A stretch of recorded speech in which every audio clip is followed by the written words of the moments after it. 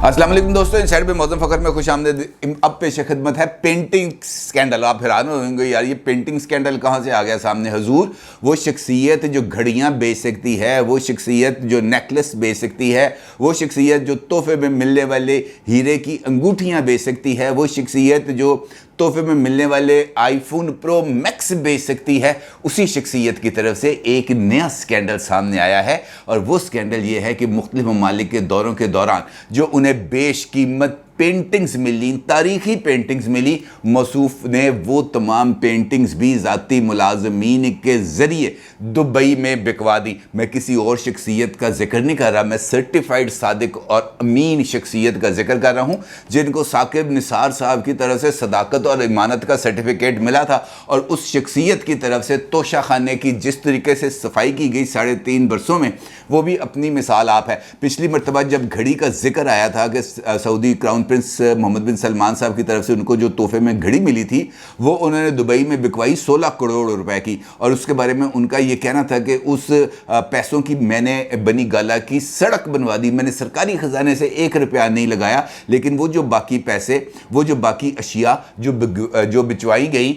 Dubai में और फिर दुबई में उनको बिकवाया गया, उनके बारे में अभी तक रावी खामोश है कि जनाब वहाँ से वो पैसे कैसे आए। अब इस किस्म की कुछ इतलात सामने आ रही हैं कि इन जो तहाइफ हैं जिनको दुबई में बिकवाया गया, इनफैक्ट इन पैसों के ज़रिए मनी लॉन्ड्रिंग की गई। यानी अब इमरान खान साहब पर एक नया इल्ज़ाम आयद किया जा रहा है और मनी लॉन्ड्रिंग का इल्ज़ाम आयद किया जा रहा है। और ये कहा जा रहा है कि अगर इन मामलात की प्रॉपर्ली इन्वेस्टिगेशन हो तो शायद ये एशिया की तारीख की सबसे बड़ी मनी लॉन्ड्रिंग हो। ये इल्ज़ाम इमरान खान साहब पर किसने आयद किया, वो कौन सी शख्सियत है जिसकी तरफ से ये कहा गया कि इमरान खान साहब ने पेंटिंग्स भी बिकवा दी। इस सारी सूरत हाल पर आपके साथ तफसील से बात करूंगा, लेकिन इससे पहले बात करते हैं इमरान खान साहब की मुमकिना गिरफ्तारी पर, जो आज मुतवक्के है या कल मुतवक्के हो सकती है। क्योंकि इमरान खान साहब ने आज मुमकिना तौर पर कबल जो है गिरफ्तारी, ज़मानत कबल गिरफ्तारी के लिए इस्लामाबाद की अदालत में पेश होना है और वहाँ से उन्होंने ये ज़मानत लेनी है। और जिसके लिए वज़ीर दाखिला राना सनाउल्लाह साहब इस बात का बड़ी कतियत के साथ इजहार कर चुके हैं कि जनाब जिन मुकदमात के अंदर आपने राहदारी ज़मानत ली है या जिन मुकदमात के हवाले से आप ज़मानत कबल वक्त गिरफ्तारी लेने जा रहे हैं, उसके अलावा भी कोई मुकदमा दर्ज हो सकता है। और अगर वो मुकदमा दर्ज हो गया तो जनाब को जेल जाना पड़ेगा, हवालात की सैर होगी और उसके बाद दम मस्त कलंदर होगा। और यही सूरत हाल है जिसने पाकिस्तान तहरीक इंसाफ को बैठकर सोच विचार करने पर मजबूर कर दिया। क्योंकि ये बात तो अब सबको पता है कि इमरान खान साहब अगर पेशावर से आए हैं इस्लामाबाद, तो वो भी ज़हनी तौर पर इस बात को कबूल करके आए हैं कि इस्लामाबाद आने के बाद मुझे गिरफ़्तार किया जा सकता है। और कल उन्होंने इस्लामाबाद आने के बाद अपनी पार्टी की कोर कमेटी का इजलास भी किया था, जिसके अंदर ख़ास तौर पर जिन 3 पहलुओं पर गौर किया गया था, उसमें एक पहलू, बल्कि सबसे इम्पॉर्टेंट पहलू था इमरान खान साहब की गिरफ़्तारी का। क्योंकि ये जो बातें जिस तरीके से मैं आपको बता रहा हूँ कि वो गिरफ़्तारी के हवाले से अब बहुत ही ज़्यादा शोर भी मच चुका है और इम्कानात भी पैदा हो चुके हैं कि इमरान खान साहब को गिरफ़्तार किया जा सकता है। लिहाजा इस पहलू के ऊपर गौर करना और इस पहलू के जो से सियासी फ़ायदा उठाना इस वक्त पाकिस्तान तहरीक इंसाफ के लिए यकीनन बहुत ज़्यादा ज़रूरी है। कल के इजलास में मुख्तलिफ तजावीज़ दी गई कि जो इमरान खान साहब के ख़िलाफ़ इस वक्त तकरीबन 2 दर्जन से ज़ायद FIRs हैं जो मुल्क के मुख्तलिफ हिस्सों में काटी जा चुकी हैं, ये 25 मई के वाक़यात के ऊपर। और जो पेशावर हाई कोर्ट है उसने इमरान खान साहब को 25 जून तक की राहदारी ज़मानत दी हुई है। यानी इमरान खान साहब इन मुकदमात जो उनके ख़िलाफ़ दर्ज हुए हैं उसके लिए बेल बिफोर अरेस्ट के लिए पेश हो सकते हैं 25 जून तक किसी भी वक्त इस्लामाबाद की अदालत में। लेकिन ये ब्लैंकेट कवर उनको पेशावर हाई कोर्ट ने नहीं दिया कि जनाब इनके खिलाफ कोई और मुकदमा दर्ज ही नहीं हो सकता, या अगर कोई मुकदमा इनके खिलाफ दर्ज हो जाए तो उस पर भी यही जो राहदारी ज़मानत है वो लागू होगी। ऐसी प्रिविलेज इमरान खान साहब को नहीं मिली। अलबत्ता ये ज़रूर है कि कुछ और मुकदमात हैं जिनके बारे में गौर किया जा रहा है कि ये इमरान खान साहब پر درج کیے جائیں گے، اور انہی میں سے کچھ مقدمات کا ذکر میں نے گفتگو کے آغاز میں کیا تھا۔ وہ کون سی چیز ہے منی لانڈرنگ، اس کے اوپر بات کروں گا، تفصیل سے کروں گا، لیکن اس سے پہلے ایک مرتبہ پھر بات کریں گے شیخ رشید احمد صاحب کی، کیونکہ وہ آج اس کور کمیٹی کے اجلاس میں شریک ہو گئے تھے۔ پہلے تو عمران خان صاحب نے ان کے اوپر بہت سارا نو لفٹ کا بورڈ لگایا ہوا تھا، اور جس وجہ سے نو لفٹ کا بورڈ لگایا ہوا تھا، شیخ رشید احمد صاحب نے آج پھر وہی حرکت کی، یعنی کور کمیٹی کا اجلاس ختم ہوا، سب سے پہلے جناب انہوں نے دڑکی لگائی، باہر نکلے، میڈیا کے سامنے آئے، اور آ کر انہوں نے اپنی تقریر کا آغاز کر دیا، اور جو کور کمیٹی کے اندر فیصلے تھے وہ پاکستان تحریک انصاف کے ترجمان سے پہلے ہی انہوں نے میڈیا کو بتانا شروع کر دیا کہ جناب اے ہویا، اور یہ کہہ دیا ساتھ کہ اجلاس کے اندر اس بارے میں حکمت عملی بنائی گئی ہے کہ اگر عمران خان کو گرفتار کیا گیا تو پی ٹی آئی اس کے اوپر سخت رد عمل دے گی، اور ایسی صورت میں اس ملک میں کچھ اور ہوگا۔ اب یہ جو کچھ اور ہوگا، یہ بنیادی طور پر شیخ رشید صاحب کا ایک اپنا بنایا ہوا نیریٹو ہے، جس کے اندر وہ بار بار اس بات کا اظہار کرتے ہیں کہ جناب اس ملک میں خانہ جنگی ہوگی، اور یہ ملک انتشار اور فساد کی طرف جائے گا اگر عمران خان کو کچھ ہوا۔ اب سوال یہ پیدا ہوتا ہے کہ کیا عمران خان صاحب پاکستان میں یا پاکستانی قانون سے ماوراء کوئی شخصیت ہیں جن کو گرفتاری نہیں کیا جا سکتا؟ جب وہ گھریلو خواتین کو گرفتار کیا جا سکتا ہے، جب بچوں کو گرفتار کیا جا سکتا ہے، جب معصوم بچوں کو سائی وال کے اندر ان کی نظروں کے سامنے ان کے ماں باپ کو گولی ماری جا سکتی ہے، جس پر عمران خان صاحب جب وزیر اعظم تھے خود یہ کہتے تھے کہ جناب ان لوگوں کو میں کسی بھی صورت نہیں چھوڑوں گا، وہ سارا کچھ ہوا ہے نا اسی ملک میں ہوا، لیکن وہ جو نعرہ لگاتے تھے 2 نہیں 1 پاکستان والا، ان کے دور حکومت میں بھی پاکستان کے اندر 2 پاکستان ہی رہے، ایک پریویلیجڈ کلاس کا پاکستان اور ایک میرا اور آپ کا پاکستان، جہاں پر ایک ٹریفک سگنل کو کراس کرنے کے اوپر بھی ہم پر تو چلان عائد کر دیا جاتا ہے، لیکن بڑے بڑے لوگ عمران خان صاحب کی طرح کے جو ملک کے اہم ترین عہدوں کے اوپر فائز رہ چکے ہوتے ہیں، ان کو قانون چھو کر نہیں گزرتا، اور اگر قانون ان کی طرف دیکھنا شروع کر دے تو پھر وہ قانون کو ہی دباؤ میں لانے کی کوشش کرتے ہیں، اور اپنے جلسوں کے اندر، اپنے جلوسوں کے اندر، اپنی پریس کانفرنسز کے اندر اور اپنے بیانات کے ذریعے وہ آگ لگانے کی کوشش کرتے ہیں جس کو کوئی نہیں بجھا سکتا۔ اگرچہ پاکستان تحریک انصاف نے اپنی کور کمیٹی کے اجلاس میں کل جو فیصلے کیے ہیں اس کے اندر بنیادی طور پر اس بات کا فیصلہ کیا گیا کہ حکومت کے ساتھ کسی قسم کا کوئی رابطہ نہیں کیا جائے گا، کسی قسم کی کوئی بات چیت نہیں کی جائے گی، کسی گرینڈ ڈائیلاگ کا حصہ نہیں بنا جائے گا، شہباز شریف صاحب کی کسی بھی مذاکرات کی پیشکش کو قبول نہیں کیا جائے گا، یہ انہوں نے صاف کہہ دیا۔ انہوں نے کہا جی صرف ایک صورت کے اندر ہم کسی بھی گفتگو کا حصہ بنیں گے، اور وہ گفتگو ہوگی صرف اور صرف ملک کے اندر نئے انتخابات کی تاریخ کے لیے اور نگران سیٹ اپ کے لیے۔ اس کے علاوہ ہماری طرف سے معذرت ہے، ہمارے دروازے بند ہیں، ہم سے کسی بھی صورت رابطہ کرنے کی کوشش نہ کی جائے، اور اگر فون کیا جائے تو وہاں پہ یہ میسج آئے گا کہ جناب یہ سہولت آپ کو میسر نہیں ہے۔ دوسرا، اس بارے میں فیصلہ کیا گیا کہ آج اسپیکر نیشنل اسمبلی جناب راجہ پرویز اشرف صاحب کی طرف سے نوٹسز جاری کیے گئے ہیں، لیٹرز جاری کیے گئے ہیں پاکستان تحریک انصاف کے ان اراکین اسمبلی کے لیے جن کے استعفے بھجوائے گئے تھے، اور ان استعفوں کی تصدیق کے لیے طلب کیا گیا تھا پاکستان تحریک انصاف کے ایم این ایز کو۔ اس اجلاس میں پابند کیا گیا ہے تحریک انصاف کے ایم این ایز کو کہ جناب آپ نے ان استعفوں کی تصدیق کے لیے اسپیکر آفس نہیں جانا، یہ اسپیکر صاحب کی مرضی ہے کہ وہ استعفے قبول کریں یا نہ کریں، ہم نے استعفے دے دیے ہیں، آگے ان کی مرضی ہے، وہ اس کو مانے نہ مانے، ہمارا ذمہ ختم ہو گیا، لہٰذا نہ ہم اس حکومت کو مانتے ہیں، نہ ہم اس اسپیکر کو مانتے ہیں، نہ ہم اس اسمبلی کو مانتے ہیں، ہم کسی کو نہیں مانتے، ہم صرف وہ اسی بات کو مانتے ہیں جو ہم کہہ رہے ہیں، اس کے علاوہ ہم کسی بات کو نہیں مانتے۔ پھر عمران خان صاحب کی گرفتاری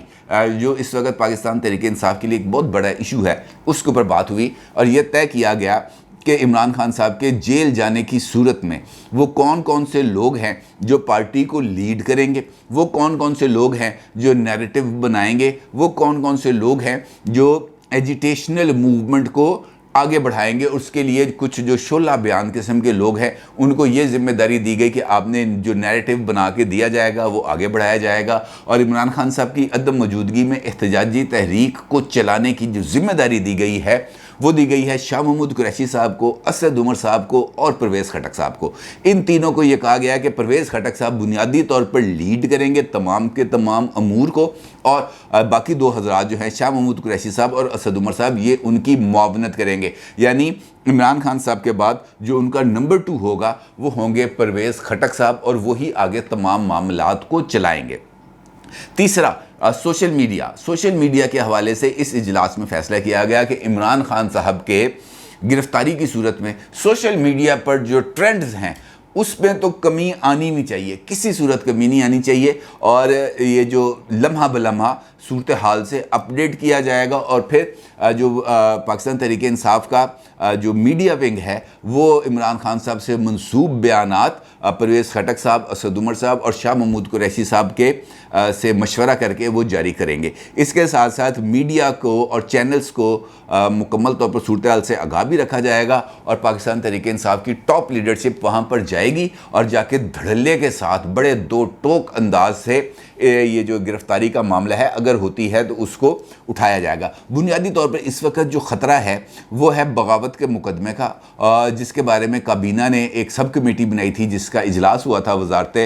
داخلہ میں, اور اس سب کمیٹی نے اپنی رپورٹ جو ہے وہ بنا کے دے دی ہے. اگرچہ مسلم لیگ نون کے اندر سے کچھ آوازیں اٹھ رہی ہیں کہ عمران خان صاحب کے خلاف بغاوت کا مقدمہ درج نہ کیا جائے, وہ شاید خاقان عباسی کی آواز بھی ہے, وہ خواجہ آصف صاحب کی آواز بھی ہے کہ عمران خان صاحب کے خلاف کسی قسم کا کوئی مقدمہ درج نہیں ہونا چاہیے. لیکن اس کے باوجود یہ جو ہے ہماری مسلم لیگ نون, یہاں پر بھی کچھ ہاکس موجود ہیں جو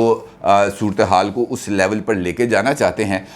تاکہ وہ بھی اپنے لیے دیکھیں. ووٹر سپورٹر تو ان کے بھی ہیں, مثلا اگر عمران خان صاحب کے ووٹر سپورٹر یہ مطالبہ کرتے ہیں یا یہ مانتے ہیں کہ اس وقت شہباز شریف صاحب کی جو حکومت ہے وہ چور اور ڈاکوؤں کی اور امپورٹڈ حکومت ہے, تو مسلم لیگ نون والے ووٹر سپورٹر بھی اس وقت اپنی حکومت سے اس بات کا مطالبہ کرتے ہیں کہ چک کے سٹو ڈیالہ جیل. یہ مطالبہ ہے, اس میں کوئی دو رائے نہیں. سوشل میڈیا پر اس حوالے سے ٹرینڈز بھی موجود ہیں کہ جناب جیل بھیجا جائے, اور اس کے لیے جو گراؤنڈ ہے وہ اب بنائی جا رہی ہے. اور اسی طریقے سے خود عمران خان صاحب بھی اپنی ماضی میں حکومت کی کارکردگی کے حوالے سے ان پر تنقید بھی کی جاتی ہے, اور خاص طور پر یہ جو گھڑی سکینڈل امداد سومرو صاحب نے ان کا لیک کیا تھا وہ یقینی طور پر اب ان کے گلے کی ہڈی بن چکا ہے, وہ اس سے جان نہیں چھوٹ رہی. اور اس کے بعد وہ گھڑی تو ٹپ آف دی آئس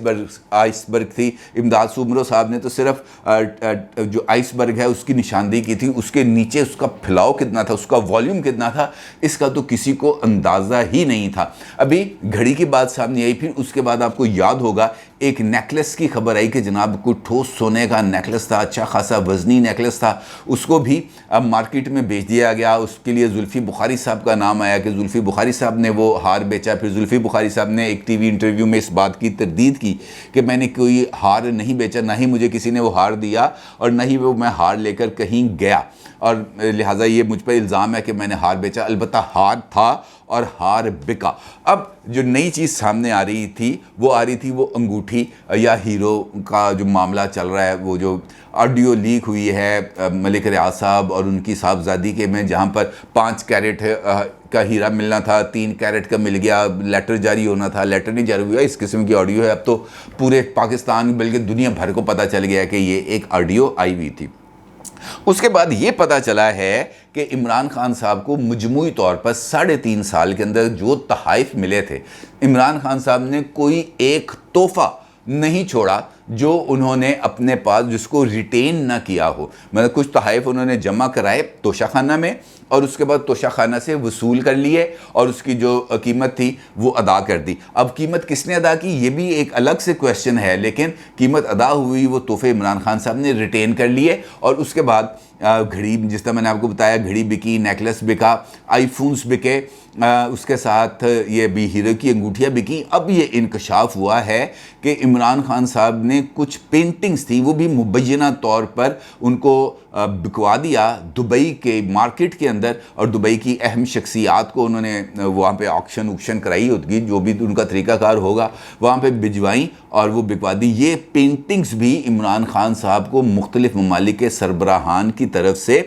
تحفے میں دی گئی تھی اور وہ توشہ خانہ میں جمع نہیں ہوئی، اور اس بات کا انکشاف کیا ہے سرکاری سطح پر۔ پنجاب حکومت کے ترجمان ہیں عطا تارڑ صاحب، انہوں نے اس بات کا انکشاف کیا ہے کہ جناب اب تو ایک نیا سکینڈل آنے والا ہے، ہیروں کے بعد مہنگی گھڑیوں اور پینٹنگز کا سکینڈل بھی سامنے آنے والا ہے۔ اور انہوں نے الزام عائد کیا کہ عمران خان نے کرپشن کے نام پر لیے گئے کروڑوں روپے کے ہیرے دبئی میں بیچے ہیں، ہیروں کے ذریعے کروڑوں روپے کی منی لانڈرنگ کی گئی ہے، ملکی معیشت سسکیاں لیتی رہی مگر یہ اثاثے بناتے رہے، اس کے اثاثوں نے دن دگنی اور رات چگنی ترقی کی ہے، اور جب ان تمام سکینڈلز کی تحقیقات ہوں گی تو یہ جنوبی ایشیا کا سب سے بڑا منی لانڈرنگ کا سکینڈل ہوگا۔ اور ساتھ یہ بھی کہا گیا، عظمیٰ بخاری صاحبہ بھی ان کے ساتھ اس پریس کانفرنس میں موجود تھیں جو کل ہوئی، عظمیٰ بخاری صاحب کا یہ بھی کہنا تھا کہ یہ ایک پوری فلم کا ٹریلر ہے، پوری پکچر ابھی باقی ہے۔ عمران خان نے 2 خواتین کو فرنٹ وومن کے طور پر رکھا ہوا تھا، یہی دونوں خواتین عمران خان کے پیچھے ہیں، یعنی ان کا اشارہ جن 2 خواتین کے حوالے سے ان میں سے ایک فرح بی بی ہیں۔ اب یہ اس بارے میں کیا حقیقت ہے، کیا افسانہ ہے؟ اگر یہ سمجھتے ہیں عطا تارڑ صاحب اور پنجاب حکومت یا وفاقی حکومت کہ عمران خان صاحب کی طرف سے مس اپروپریشن ہوئی ہے، تو یقینی طور پر اس کی تحقیقات ہونی چاہیے۔ لیکن مسئلہ یہ ہے پاکستان کے اندر، خاص طور پر ہمارے جو موجودہ سسٹم ہے، عمران خان صاحب کسی بھی پولیٹیشین کے اوپر الزام لگائیں، ان کو گرفتار کریں یا مقدمہ درج ہو ان کے دور کے اندر، تو یہ کہا جاتا ہے کہ انتقامی کارروائی ہے، ہمیں انتقام کا نشانہ بنایا جا رہا ہے، یہ پولیٹیکل وکٹمائزیشن کی کڑی ہے، اور ساتھ ہی ان اداروں کے اوپر دباؤ ڈالنے کا سلسلے کا آغاز ہو جاتا ہے۔ اسی طریقے سے اگر مسلم لیگ نون کا دور ہو اور وہ تحقیقات کا کہیں یا وہ الزام عائد کریں، تو بغیر سبسٹنس کے تو الزام نہیں ہونا چاہیے نا، سبسٹنس ہونا چاہیے، اور اس بات میں تو یقینی طور پر مواد موجود ہے، اور اون چودھری صاحب اس بارے میں باضابطہ طور پر بتا چکے ہیں کہ عمران خان صاحب کے ذاتی خدمتگار ہیں انعام صاحب، جو بنی گالہ میں رہتے ہیں، اور یہ جو مال کی خرید و فروخت کا عمل ہے دبئی جا کے بیچنے کا، یہ بنیادی طور پر ان کی ذمہ داری تھی، وہی یہ سارے کام کرتے رہتے ہیں۔ یہ اون چودھری صاحب نے جرگہ کے اندر سلیم صافی صاحب کو انٹرویو میں کہا، اور اگر اس معاملے کے اندر یہ تمام چیزیں موجود ہیں تو پھر اس کی ایک انڈیپینڈنٹ انکوائری ہونی چاہیے، اس کے اندر کوئی دو رائے نہیں ہے۔ لیکن انڈیپینڈنٹ انکوائری سے پہلے ہی اگر ہم یہ تمام میڈیا ٹرائل شروع کر دیں تو میرا خیال ہے کہ یہ غلط ہے۔ یہ کام عمران خان صاحب کے بھی دور میں ہوتا رہا، شہزاد اکبر صاحب پی آئی ڈی کے میں بیٹھ کر، ان کے جو پریس کانفرنس ہال ہے وہاں پر بیٹھ کر 2.5-3 گھنٹے کی یہ جو منی لانڈرنگ سکینڈل ہے شہباز شریف صاحب اور ان کے فیملی کے خلاف، اس پر بھی پریس کانفرنسیں کرتے رہے ہیں۔ یہ کام اب بھی ہو رہا ہے، یہ کام ماضی میں بھی ہوتا رہا، لیکن اس کام کو رکنا چاہیے۔ یہ جو پینٹنگز والا معاملہ ہے یا تحائف کو اس طریقے سے بیچ دینے والا معاملہ ہے، یہ یقینی طور پر ایک بہت ہی ناقص عمل ہے، بہت ہی نازیبا عمل ہے، بہت ہی زیادہ اخلاق سے چھوٹا کام ہے یہ، اور یقینی طور پر اس کے پاکستان کے جو سفارتی محاذ ہے اس کے اوپر اس کے اثرات ہوں گے۔ اور یہ جو پینٹنگز والا سکینڈل ہے جو عطا تارڑ صاحب نے کہا ہے کہ بہت جلد منظر عام پر آئے گا، میرا یہ مشورہ ہے کہ اگر آپ نے اس کو لے کے آنا ہے منظر عام پر، پھر پکے پیری لے کے آنا، پھر ود فل ایویڈنسز لے کے آئیں، تاکہ کسی کے پاس پھر انکار کی گنجائش نہ ہو۔ کوئی یہ نہ کہہ سکے کہ جناب جو پیسے لیے تھے اس کی میں نے سڑک بنا دیا، بعد میں یہ کہیں جناب میں نے نالیاں بنا دی، بعد میں یہ کہیں جناب میں نے بنی گالہ سے جو بارش کا پانی وہاں پہ پہاڑ کی چوٹی پہ جمع ہو جاتا تھا اس کو نیچے کرنے کے لیے میں نے نالیاں بنا دیں، وہ اس قسم کی بات نہ ہو، پھر پراپرلی ہو، ٹھوس ایویڈنسز کے ساتھ ہو، اور پھر اس کی ایک جو پراپر انویسٹیگیشن کے بعد پراپر پروسیکیوشن ہو اور پھر سزا ملے، کیونکہ اس کے علاوہ اور کوئی راستہ نہیں۔ اپنی رائے کا ضرور اظہار کیجیے گا۔ آپ کو بہت شکریہ۔ اللہ حافظ۔